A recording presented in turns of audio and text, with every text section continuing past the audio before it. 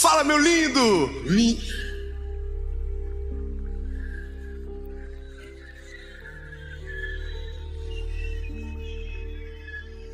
Olha.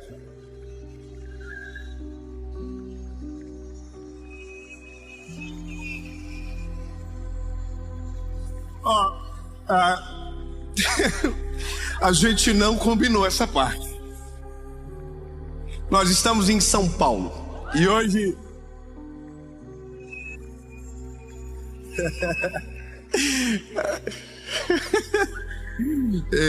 pois é, né? Você entendeu, né? São Paulo, o povo aqui é sinistro, animado. Então não vai ser uma série normal. Eu declaro que vai ser a melhor série da nossa vida. E você que está na sua casa, aonde quer que você esteja, hoje começamos uma série chamada Oásis. E essa é a primeira mensagem da série. Toda segunda-feira, 7 horas da manhã, em ponto, tem uma mensagem de Deus para você aqui no canal. Então,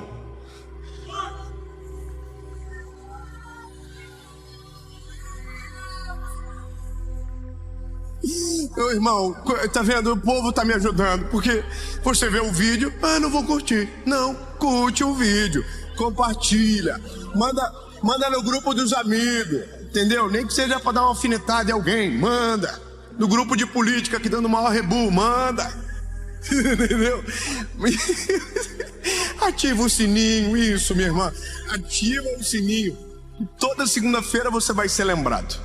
E por falar em mensagem que você vai ser lembrado, que bom que você chegou, porque agora nós damos início oficialmente da série Oásis, e essa palavra eu tenho certeza absoluta que Deus vai falar com você. Vamos pro vídeo.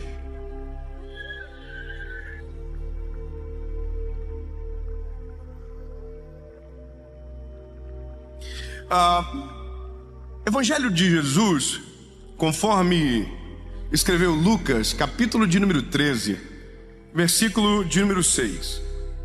E dizia esta parábola: um certo homem tinha uma figueira plantada na sua vinha e foi procurar frutos nela, porém não achou. Eu me lembro desse texto de quando eu me converti, quando eu aceitei Jesus lá no começo da minha jornada com Jesus. Foi uma das primeiras mensagens da minha vida que eu preguei. Essa mensagem, ela mudou a minha vida, ela marcou a minha história. Eu nunca imaginei que um dia eu revisitaria por conta de uma experiência nova. Exatamente isso, uma experiência nova com Jesus que me fez entender algumas coisas de maneira distinta. Então, eu quero que você entenda que essa pergunta que vai nortear a caminhada: Deus, o que eu faço? Ou qual caminho eu devo seguir? Ou será que eu saio da onde eu estou, que são inquietações tão rotineiras das pessoas? Essa mensagem, ela é poderosa para responder a um tempo da nossa história. Deixa eu te dizer como nasceu. Esse mês agora, eu devo ter ouvido uma das histórias mais interessantes desse ano, de 2022. Russell Connell é o que conta essa história. É chique. Russell Connell. Esse homem, em 1869, ele estava nas margens do rio Tigre, e o seu guia árabe contava milhares de histórias, mas uma história marcou ele: a história da mina de diamantes de Golconda. É um pouco estranho os nomes, mas você vai se familiarizar um pouco mais. E aí existia um homem que é o centro dessa história, chamado Ali Hafed. Esse homem tinha uma fazenda muito grande, uma fazenda que dava lucro, com animais que davam leite, com plantações, com lucro, uma boa fazenda. E esse homem era feliz com o que tinha uma esposa, filhos, era extremamente satisfeito com aquele lugar. Mas um dia ele recebeu a visita de um velho padre na sua casa, que lhe contou uma história de um lugar distante que haviam descoberto uma mina de diamantes. E o Ali Hafed perguntou para ele: e isso é o quê? O que isso implica? E o padre o explicou dizendo que um punhado de diamantes poderia tornar uma pessoa tão rica que poderia colocar seus filhos em um trono, que poderia comprar um pequeno país. E aquele homem, naquela noite, evaporou de maneira completa o contentamento no coração dele. Ele se sentia satisfeito, contente, feliz, mas aquela história daquele homem tirou a paz dele. Ele acordou feliz, próspero, e naquela noite dormiu se sentindo extremamente pobre. Na manhã seguinte procurou o padre e disse: olha, padre, eu estou com um negócio na minha cabeça, eu quero encontrar uma mina de diamantes. O que eu faço? Aonde eu encontro? E aí o padre disse: olha, se você encontrar uma areia branca com um rio que corre por cima nos altos montes, a probabilidade é muito grande de você encontrar uma mina de diamantes nesse lugar. O que Ali Hafed fez? Vendeu a fazenda, vendeu tudo o que tinha, despediu-se da esposa e dos filhos, e a palavra dele na despedida foi: não se preocupem, que quando eu voltar nós seremos extremamente ricos. E assim ele se despediu e foi embora. Visitou vários países, gastando sua fortuna em busca dessa mina de diamante. Foi para a África, para a Ásia, e no final da jornada, cansado porque não havia encontrado, ele estava em um lugar da Espanha, na beira de um mar, sem nada, falido, porque havia gastado toda a fortuna que havia juntado em busca incessante por aqueles diamantes. Bom, naquele dia ele buscou tirar a própria vida. Havia um mar muito tempestuoso, raios no céu, e ele se jogou no mar e nunca mais foi visto. Ele nunca voltou para casa.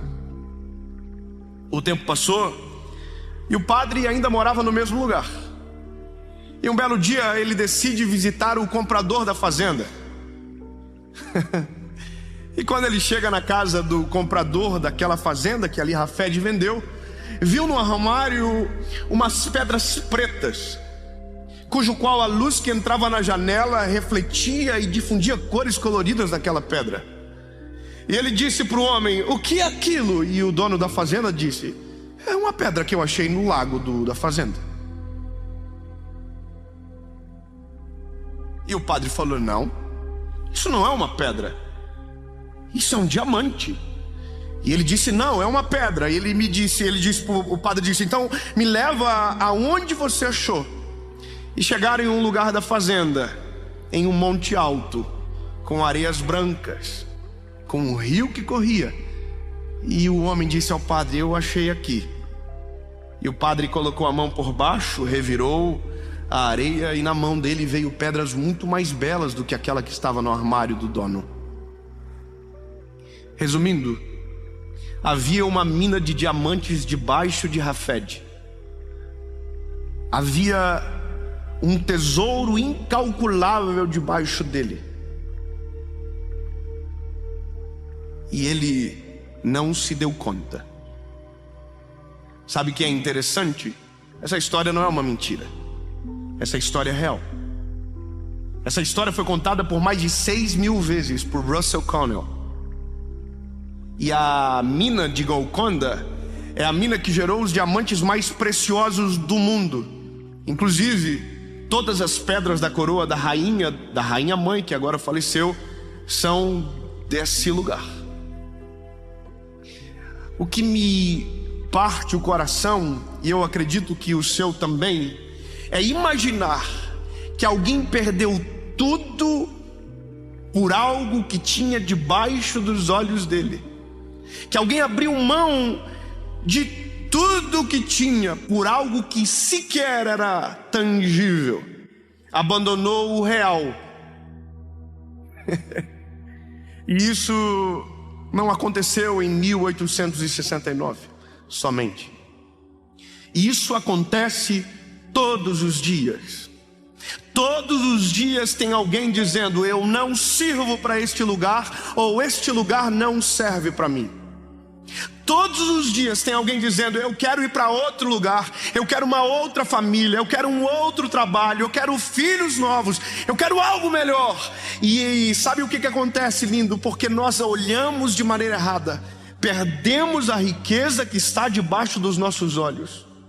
Miramos errado e perdemos aquilo que Deus já colocou nas nossas mãos. Sabe, esse negócio de Deus, o que eu posso fazer, o que eu faço, às vezes Deus só está dizendo: fica onde você está, não se mova, remova a terra que está debaixo dos seus pés, que você vai ver. Tem esperança aonde você está, tem diamantes debaixo de você. Glória a Deus, eu ouvi um aleluia. Eu vou repetir: tem diamantes debaixo de você. E é óbvio que eu não posso ficar na história somente. A Bíblia é o manual de regra e fé, o início, o meio e o para sempre. Sabe, o texto que lemos conta a história de uma figueira plantada no meio de uma vinha. É interessante entender o detalhe.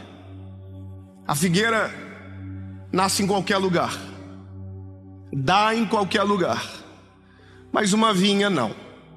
Uma vinha, ela é exigente, ela precisa do solo perfeito, da temperatura ideal. Ela é exigente, ela é mimimi. É a geração que tem no nosso meio hoje. Aqui não tem ninguém. Aleluia. Ela é fresquinha. Ah, não, essa temperatura eu não vou dar fruto. A figueira não, irmão. A figueira de menos 7 a 40 graus, ela vai nascer. É igual o chuchu. Aonde você plantar, nasce. Amém? Bom, a Bíblia diz que o dono da vinha colocou uma figueira no meio. Você entende que loucura? A figueira não precisa de tudo aquilo, mas o dono da vinha colocou a figueira no meio. Bom, a Bíblia diz que quando o dono da vinha veio para ver os frutos da figueira, aconteceu um negócio: não tinha. Mesmo o solo sendo perfeito, mesmo a temperatura sendo ideal, mesmo tudo conspirando a favor, aquela figueira não tinha frutos. E aí a Bíblia diz que o Senhor, o dono da vinha, volta no segundo ano. E quando ele volta, a cena se repete. Não havia frutos. Eu quero que você compreenda exatamente aquilo que Deus quer para nós aqui. Nós somos a figueira. Nós não somos a vinha ou a videira. Nós somos a figueira. E Deus não nos plantou no lugar onde estamos por um acidente. Eu quero repetir isso. Nós não fomos um acidente de Deus no lugar aonde nós estamos plantados. Não, o dono da vinha pegou a semente da figueira na mão, escolheu o solo no melhor lugar, abriu a terra, moveu a terra, colocou a semente da figueira, e essa semente é você. Exatamente aonde Deus colocou você é o melhor lugar para que você dê frutos. Lindo, eu vou te falar uma coisa. Todas as vezes que alguém conversa comigo sobre aquilo que a gente vive, chega à mesma conclusão que eu nasci no lugar errado. A logística da minha cidade é ruim. Todo mundo diz: por que você viaja tanto? Se você morasse em São Paulo se você morasse em São Paulo, você estaria a um voo de todos os destinos. Por que pegar 2 voos? Lindo, tudo bem você querer se mudar, e eu não estou dizendo que você não pode. Só estou dizendo que no meu caso é Deus dizendo: oh, lindo, fica aonde você está, porque o que faz você dar frutos, entenda, deixa, já chego lá, só para não confundir. É que eu sou apaixonado nisso aqui, irmão. O que faz... Não, já chegamos lá. Eu nasci em Joinville. Eu queria ter nascido em São Paulo. Queria. Aliás, eu queria muita coisa. Eu queria ter nascido na casa do Silvio Santos. Eu sou amigo da família hoje e eu fico pensando, por que, Senhor? Eu não comi sucrilhos quando eu era pequeno. Eles comem sucrilho Kellogg's desde quando se entende por gente. Já pensou acordar de manhã, o papai dizer, mas oi, olha só. Desculpa, perdão, me empolguei. Mas imagina, ou melhor, eu queria ter nascido na casa do Billy Graham. Eu sou um evangelista. Já pensou eu acordar e o meu papai dizer, filho, abra sua Bíblia. Porque o papai vai te ensinar algumas coisas que o papai aprendeu com o mestre. Seria extraordinário. E esse é um negócio na nossa mente. Nós sempre estamos nos movendo de um lado para o outro, pensando que as oportunidades somos nós que criamos. Nós queremos tal lugar porque pra gente é melhor. Nós queremos aquela paternidade que porque pra gente faz mais sentido. Mas tira tudo isso da tua cabeça e agora olha o contrário. O que glorifica mais o nome do Senhor? O filho do Billy Graham pregando? Ou um garoto de Joinville, filho de pai que ninguém conhece, de mãe que ninguém sabe, pregando o evangelho? Você entende? O que para mim não faz sentido, Deus diz, é exatamente isso que eu quero, para que a glória não seja da figueira, para que a glória seja de quem plantou ela. Bom, eu quero que você saiba que a maior pobreza do homem não é a material, é a espiritual. E é exatamente isso que faz as pessoas confundirem tanto a sua realidade. Grava muito bem o que eu vou te dizer, meu lindo. A nossa pobreza espiritual faz com que os nossos olhos físicos não percebam a riqueza que está à nossa volta. Somos multimilionários. 10 irmãos receberam. Somos multimilionários. Nossa família é uma riqueza incalculável. Nossos filhos são uma riqueza extraordinária.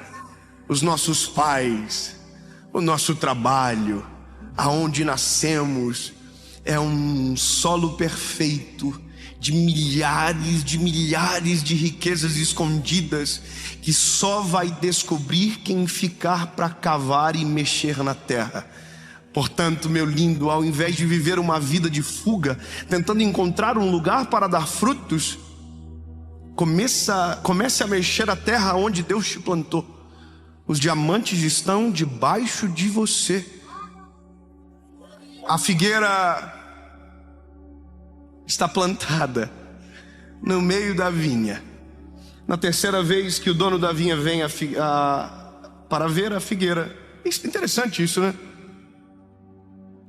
Confesso para você que me incomoda um pouco você ter uma vinha que dá lucro e prestar atenção na figueira. Você ter um monte de árvores valorosas e se preocupar com a que não vai te dar lucro. Mano, deixa eu te dar uma notícia. Não tem nenhuma videira no nosso meio aqui não, tá? Todos nós somos figueiras. Tinha gente melhor. Jesus escolheu eu e você. É difícil, né? Os irmãos até dão uma glorificadinha, mas bem de leve. Porque a gente tem dificuldade de reconhecer que só Deus para olhar para alguém como eu e você e dizer: eu quero ver o fruto desse garoto. É só Deus para colocar a gente no lugar perfeito para dar frutos, no solo controlado, na temperatura ideal. Só Ele. Bom, mas Ele cansa. E o dono da vinha cansa. O dono da vinha diz: olha, é o 3º ano que eu venho aqui, e essa figueira jaguarinha, minha cidade a gente fala assim aqui, é bandida, ela não dá fruto. Corta e joga ela no fogo. Aí a Bíblia diz que tem um outro personagem que aparece, o viticultor, que é o que trabalhava todos os dias na vinha. Ele é especialista em videira, mas a figueira está ali, e ele está apaixonado na figueira. E ele diz para o dono da vinha: mais uma chance. Obrigado. Alguém entendeu? Alguém entendeu? Eu vou dizer de novo. O viticultor diz: mais uma chance. Irmão, a chance é sua. Fala pro irmão que está do teu lado, que ainda não descobriu que é milionário. Fala assim: mais uma chance. Mais uma chance para você ser grato a Deus pelo teu trabalho. Mais uma chance para você parar de reclamar. Mais uma chance para você começar a celebrar o que Deus já te deu. Mais uma chance para o fruto aparecer. Sabe, eu vou te falar um negócio. O viticultor tem a gente sabe quem ele é. Ele está pedindo mais uma chance para o dono da vinha, que já passou 3 anos. Mas é porque ele quer que a figueira acorde, sabe? A Bíblia diz que ele move a terra tudo de novo. Ele deita esterco. Ele retrabalha em algo que já trabalhou, para dar uma chance. Eu vou te falar uma coisa, lindo. Algumas mensagens eu gostaria de ter ouvido antes. Sabe, algumas palavras que Deus me dá hoje, eu queria que Deus tivesse dado, e já deve ter dado, mas eu não ouvi, para um outro pregador, para que eu pudesse sentar, ouvir e dizer: eita, é isso. A gente é cabeçudo demais, irmão.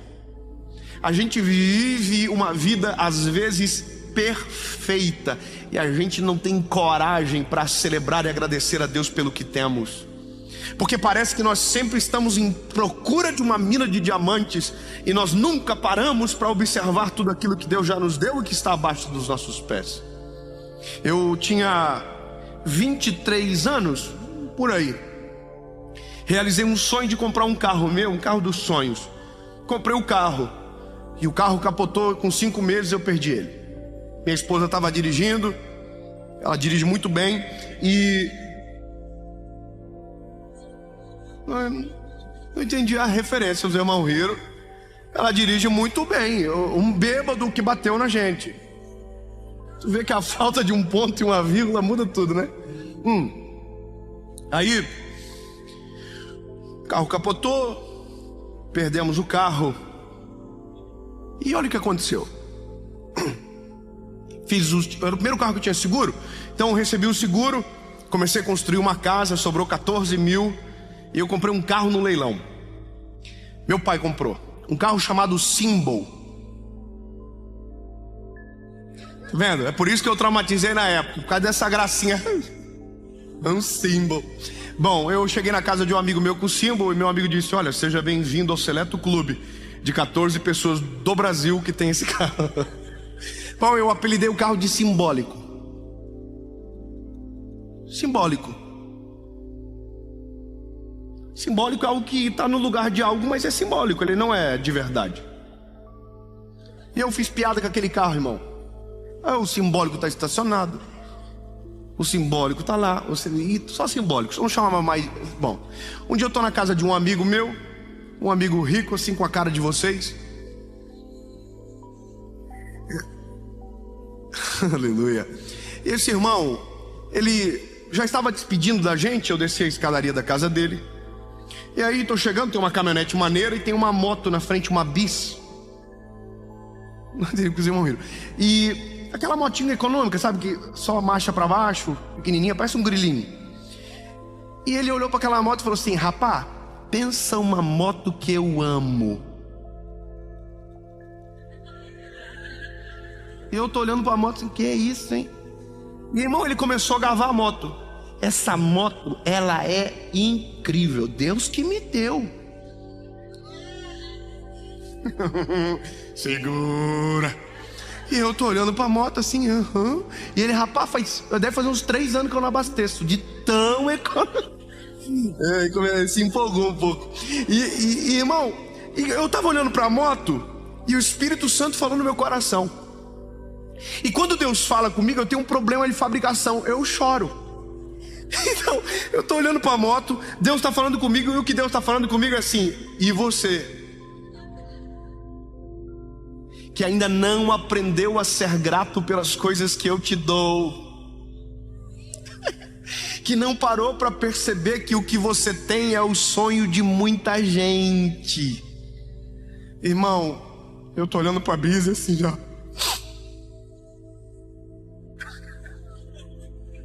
Eu comecei a chorar, o homem pensou, pronto, apaixonou pela moto. E aí eu piorei, eu chamei a minha esposa na hora, falei, vida! E a minha esposa veio, ele pensou, pronto, vai embora comprar uma. E eu entrei com ela no carro e falei pra minha esposa, amor, deixa eu te falar um negócio. Aconteceu isso, e sabe de uma coisa? Vamos agradecer a Jesus por esse carro que ele me deu. Ele deu pra gente, amor. Vamos agradecer. E eu vou contar um negócio, irmão. Foram 45 minutos de oração. Era o deslocamento da casa do homem até a minha casa. E eu fui 45 minutos dizendo, Jesus, muito obrigado por esse carro maravilhoso.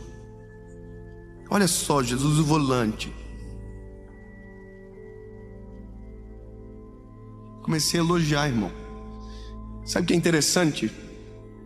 Eu passei 6 meses só vendo ponto negativo, mas quando eu decidi ser grato a Jesus, eu só conseguia ver o benefício do carro. E eu dizia, olha aí, Jesus, geladinho, parece a Europa dentro. Irmão, eu gavei tanto esse carro que quando eu cheguei ele trancou as portas e falou, vai sair não, continua. Não, brincadeira, irmão, sabe porque às vezes alguém pode acreditar. Eu saí, o carro deu 2 piscadinhas, falou, eita, te amo, ó. Postou na página do Só Símbolo, encontrei um amante. Ele me ama. Irmão, eu vou te falar um negócio. Você pode ir um dia para o próximo lugar. Deus pode te levar para um outro lugar. Deus pode te dar algo melhor, um trabalho melhor, uma casa melhor. Mas sabe o que você precisa descobrir e entender? Grava muito bem o que eu vou te dizer. Deus nunca vai te dar algo melhor enquanto aquilo que Ele já te deu não for o motivo da sua gratidão. Quando você não celebra, quando você não agradece, quando você não entrega ao Senhor em gratidão, dizendo muito obrigado, dificilmente Deus vai te levar para um próximo nível. Porque se tem algo que destrava você para viver novas estações, é viver de maneira plena, completa e satisfeita meu Deus do céu, a estação que Deus te deu para viver agora. Então, lindo. Obrigado, irmã. Então, lindo, antes de terminar esse vídeo, procura os teus filhos, chama ele e diz, oh meu Deus, coisa linda. Às vezes faz tanta bagunça que eu não aguento mais. Mas Jesus, obrigado, abençoa. Vai no seu carro que você reclama a semana toda, entra nele e diz, Jesus, muito obrigado, Senhor. Pode não ser o melhor, mas é o que eu tenho agora. Muito obrigado, Jesus. Vá para o seu trabalho, entra, abençoa todo mundo, abençoa até a Jéssica que recebeu aumento e você não. Sabe, tem uma Jéssica no meio que ficou feliz aí, ó. Profético. Você entende? Abraço, chefe, de obrigado, Jesus. Espera uns 5 dias para a mensagem trabalhar bem em você, mas depois faz. Mas entenda, você não precisa ir para um outro lugar para ser rico, para ser feliz, para ser satisfeito. Você só precisa entender que toda a riqueza que você precisa, Deus já colocou debaixo dos teus pés. Aprenda a desfrutar de cada estação. E a figueira? Preciso concluir a figueira. Bom, irmão, ninguém sabe. O senhor sabe o que rolou depois? Não conta. Só fala que a figueira teve mais uma chance. Eu não sei o que vai acontecer depois com você, mas eu sei que hoje Deus está te dando mais uma chance.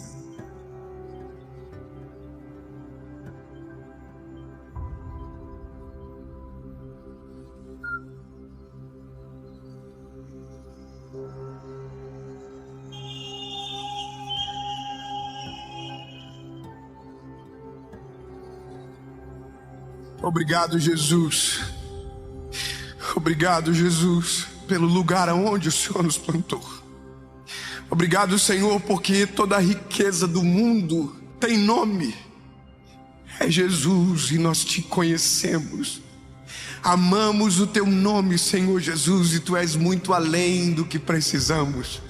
Mas com tua infinita graça nos permite viver estações, desfrutar. E Jesus, entendemos que não precisamos ir para outro lugar para encontrar a riqueza que o Senhor já nos deu. Está debaixo dos nossos olhos, Senhor. Não permita que a nossa espiritualidade frágil nos cegue de ver aquilo que o Senhor com tanta graça derramou nas nossas mãos.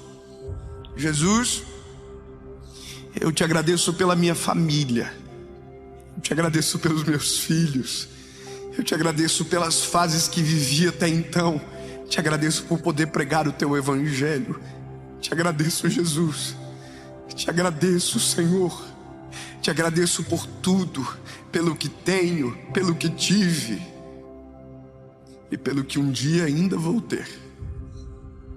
Mas não estou preocupado com o que virá, porque sou extremamente satisfeito com aquilo que o Senhor me deu para viver agora. Em nome de Jesus, amém.